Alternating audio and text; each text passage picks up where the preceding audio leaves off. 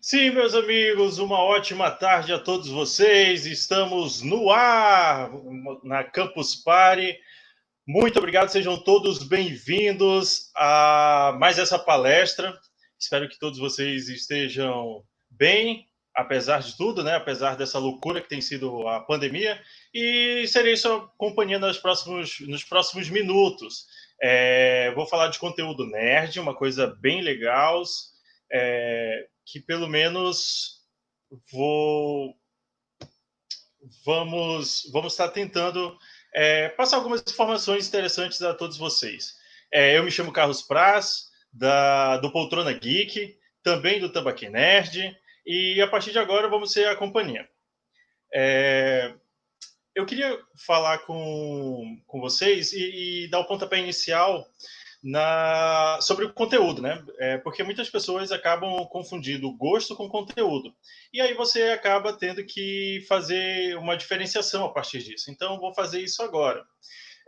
Conteúdo, basicamente, é tudo aquilo que você quer mostrar para outra pessoa. Não necessariamente seja seu ponto, né? Por exemplo, você tem uma notícia, algo interessante para informar. Isso já por si só já é um conteúdo. Quando a gente fala em conteúdo geek, cara, hoje em dia tem explosões de sites e noticiários, a dar com pau, né? Só que você tem sempre que entender que você tem que ter um meio de comunicação, por exemplo. Aquele ponto fixo, né? Hoje em dia tem muitas notícias fakes, algumas delas acabam sendo rumor, e esses rumores, algumas pessoas acabam levando para dentro dos seus blogs, né? Isso é bem complicado. Sim, meus amigos, existe fake news no meio geek, sim. Isso não é apenas uma catarse. Bom, essa produção de conteúdo, ela consiste em gerar basicamente materiais relevantes para o seu público, ou seja, no meu caso, o público geek. É, Aqui em Manaus, terra na qual eu falo aqui, com uma certa propriedade, é, Manaus, nós até bem pouco tempo atrás não tínhamos tantos blogs assim. Então eram mais coisas consumidas de fora, né? Por exemplo, o eixo Rio-São Paulo e tudo mais.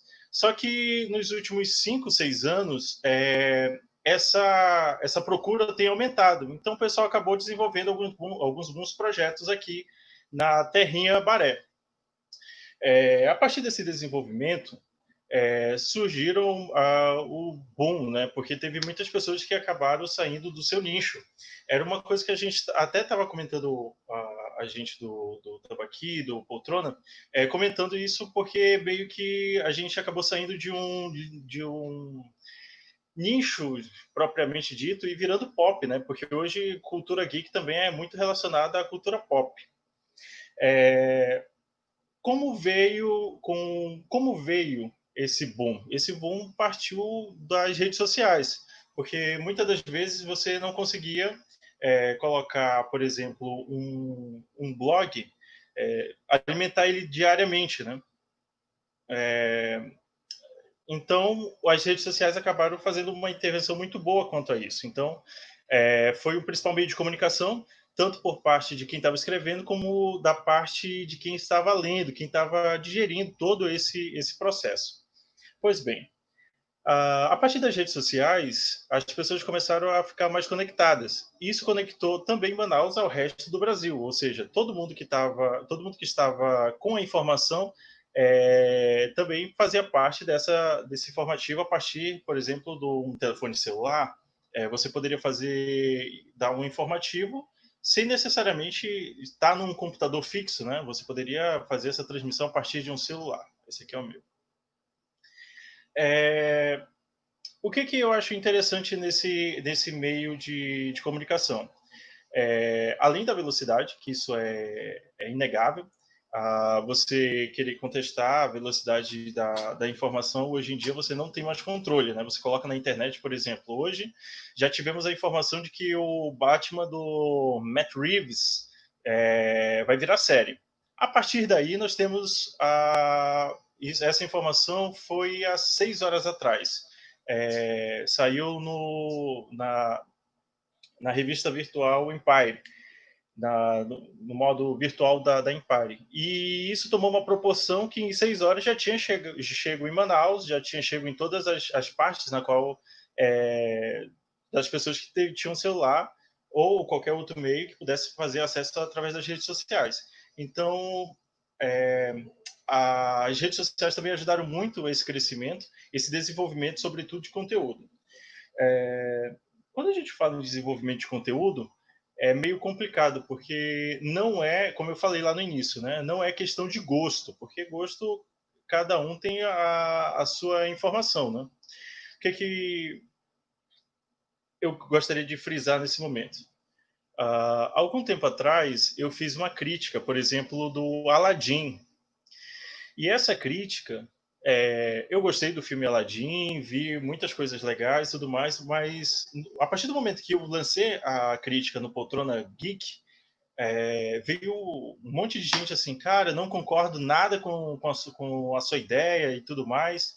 E aquilo me deixou um pouquinho chateado, né? Porque eu pensei assim, caraca, será que eu fiz uma coisa tão ruim assim de ter feito algo que eu estava imaginando? Só que quando você lança um conteúdo, geek principalmente, você tem que estar aberto a outros olhares, a outras informações.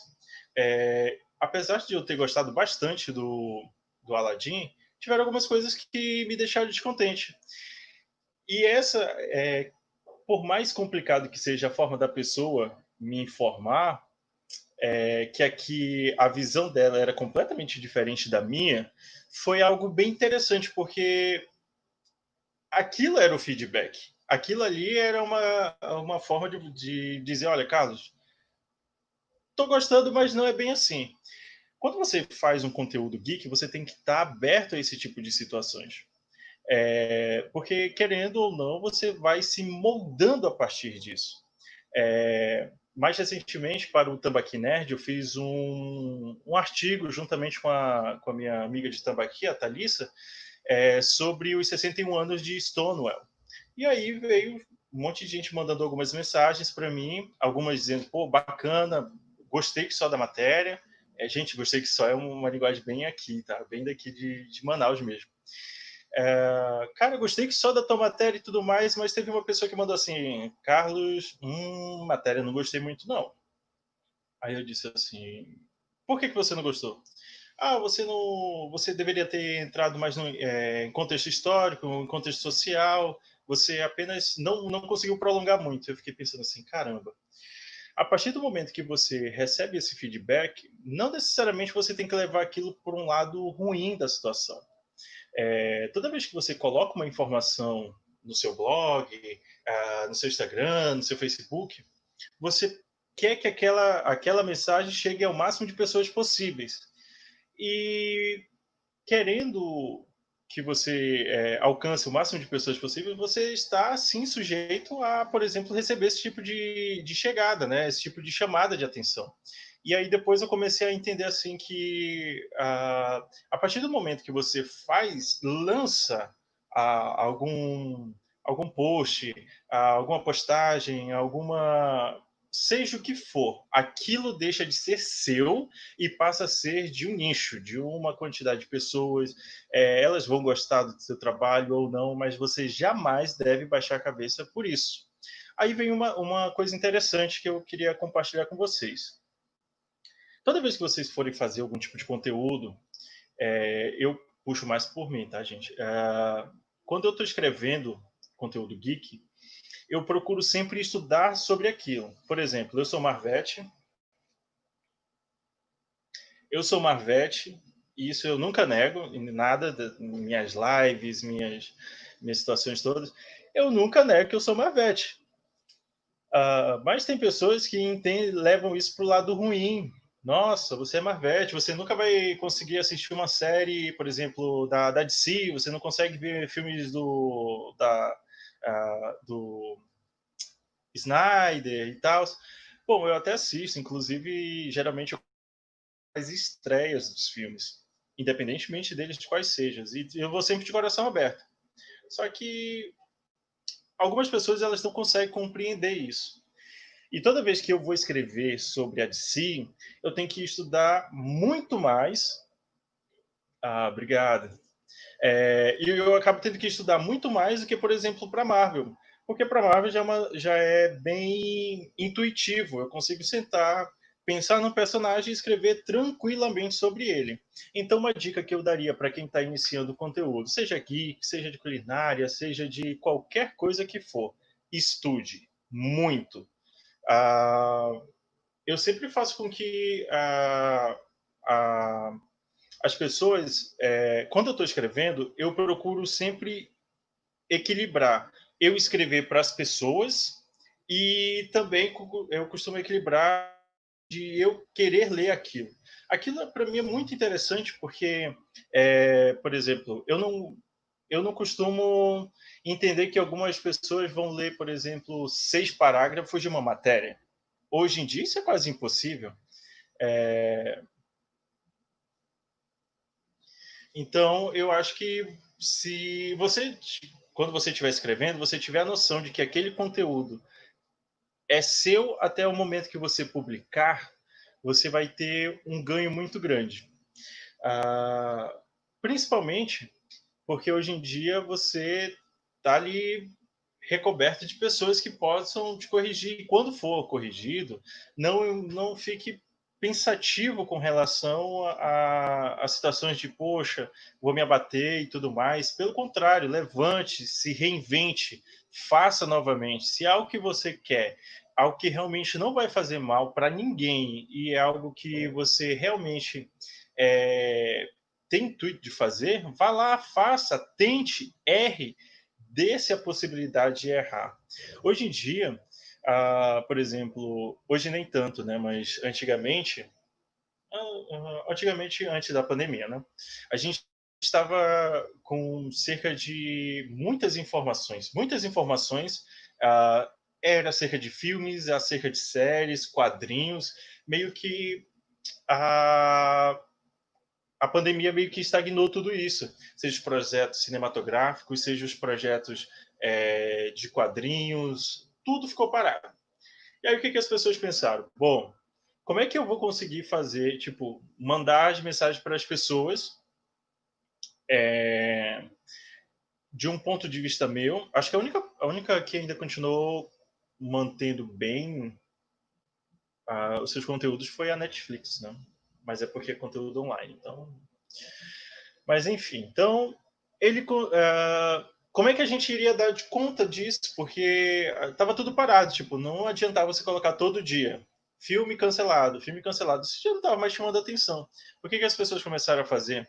É algo que começou no nicho da música, que foram as lives. As lives sempre, cara, sempre existiram. Mas só que só foi pós-pandemia que. É verdade, obrigado. Mas é o tipo de coisa que você sempre foi colocado de escanteio, né? Hoje em dia as pessoas sempre colocam, quando vão fazer lives, não hoje em dia não é mais aquela livezinha de celularzinho aqui e tal. Cara, é super produções. Tem pessoas que organizam toda uma situação, um cenário. Você vê, por exemplo, que já tem jogo de câmera, coisa que algum tempo atrás ninguém imaginava isso. Já tem pessoas imaginando como vai ser o futuro depois que a pandemia já tiver cessado. É o tipo de situação que você tem que sempre que estar atento. Você que está fazendo conteúdo, novamente, seja geek, seja de culinária, seja de automóveis, seja do que for, você tem que estar sempre antenado nessas novidades. Você nunca pode iniciou, poxa, agora meu sonho é ter 1.000 seguidores, conseguiu esses 1.000 seguidores, estagnou. Não pode ser assim.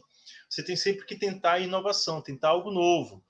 Ah, claro que essa situação de ser algo novo, de ter algo novo, é sempre mais complicada, porque você pode errar, mas é aquilo que eu disse anteriormente, você tem que se dar o luxo de errar e tentar novamente. Então aqui eu separei alguns pontos bem legais, por exemplo, de conteúdo que eu acho que é bom que as pessoas sempre tenham. eu fiquei 2 anos no Poltrona Geek, na frente do Poltrona Geek. Era uma coisa bem solitária, porque era meio que eu que pensava as coisas e tinha que efetuar. Então, você lembra, você meio que não tinha muitas novas ideias. E meio que isso me tornou muito introspectivo, né? Imagina só, o cara que tem que falar de cinema ser introspectivo. E aí eu fui convidado para fazer parte de um grupo chamado Tamaki Nerd. E aí eu tive que abrir mão de muitas coisas. Quando você está vendo a situação de conteúdo, você também tem que estar disposto a fazer. Você também tem que estar disposto a fazer esse tipo de abertura. Você também tem que dar pontos para outra pessoa. Então, eu vou começar aqui rapidinho os meus pontos, né? Meus pontos para você que está organizando, para você que está pensando em fazer conteúdo, seja geek, seja culinária. Eu falo do conteúdo geek porque é algo bom para mim, né? Algo que eu me sinto confortável em falar. Por exemplo, você tem sempre que imaginar você tem sempre que imaginar a organização. Você tem que ter métodos. Eu assisto de 7 a 10 filmes por semana. Beleza. O que eu vou fazer com esses 10 filmes que eu assisti? Vou ficar na gaveta? Eu conheço um colega meu que ele fez um podcast em 2006 sobre um determinado filme. E ele ficou guardando esse material até hoje. Não conseguiram fazer um conteúdo. Eles não terminaram o podcast. Então você tem sempre que ter métodos. Você tem que pensar, organize-se. Imagine que você consegue ter. Você não vai perder tempo com as situações. Então você tem que pensar: eu preciso assistir 7 filmes para fazer 7 artigos, eu tenho que fazer 7 matérias. Pronto. Organize-se quanto a isso. Conheça, sobretudo, as pessoas com quem você está falando. Nunca julgue o seu material por você mesmo. Sempre converse com outras pessoas, tente fazer um equilíbrio, como eu sempre digo, entre o que você está escrevendo e o que as pessoas querem ler. São duas coisas que podem sim ter um equilíbrio e, sobretudo, uma responsabilidade. Lembre-se de tudo que é feito melhor. Lembre-se que tudo que é feito é melhor do que perfeito. Então, pense bem. Se você tiver que fazer esses 7 artigos, você tem que fazer ele bem feito. Não adianta fazer um artigo pela metade, algo que realmente você não sinta que é algo o melhor que você pode fazer. Sempre quando você for fazer algo, se entregue. Faça de coração, faça bem feito. Ah, Foque nisso. Tenha isso como um dos seus padrões. É o padrão qualidade. Seja reconhecido por isso. Sempre, sempre, sempre converse com outras pessoas do meio, sempre tente falar sobre o assunto, sempre tente entender um pouco seu público para que você possa estar entregando esse melhor. Mantenha sempre as suas ideias sempre nítidas para você ou para sua equipe. Isso ajuda bastante você ter todas essas informações. Busque referências confiáveis. Pare de estar procurando em lugares que nunca dão em nada, nunca façam nada. Então, procure em lugares reconhecidos, sempre procure novos meios, novas informações. Pegue uma informação, leia, releia. Se for para fazer um artigo, faça um artigo a partir de fontes confiáveis, nada de fazer coisas da cabeça. Isso é um perigo, principalmente porque acaba quebrando a questão do padrão de qualidade. Ah, eu Deixa eu perguntar aqui uma coisa. Então, se vocês tiverem alguma dúvida, vocês podem estar fazendo aí para mim. Caso contrário, se vocês tiverem alguma dica, quiserem alguma série de indicação, algum filme, alguma coisa assim, tem as nossas redes sociais. Vocês podem me achar por Poltrona Geek Instagram. Vocês podem me achar pelo Tambaqui Nerd, também Instagram, também tem site. E vocês também podem me achar pelo meu pessoal, Carlos Praz. Sempre que tiver alguma coisa aí que vocês queiram falar sobre filmes, séries, pode mandar mensagem aí que eu tenho toda a paciência do mundo, todo o tempo do mundo, às vezes, mas tento sempre responder às pessoas, tá ok?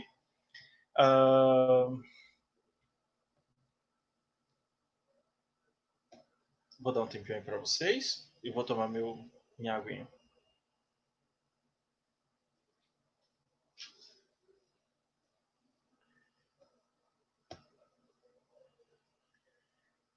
Bom, galera, eu espero que vocês tenham gostado.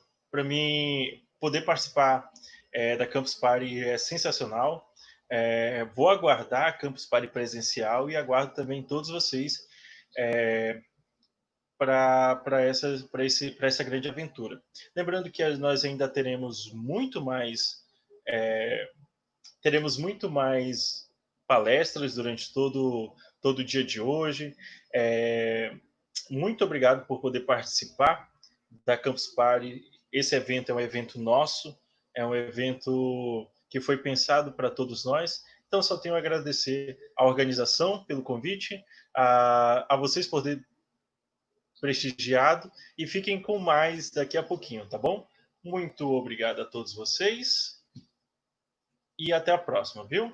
Muito obrigado. Tchau, tchau.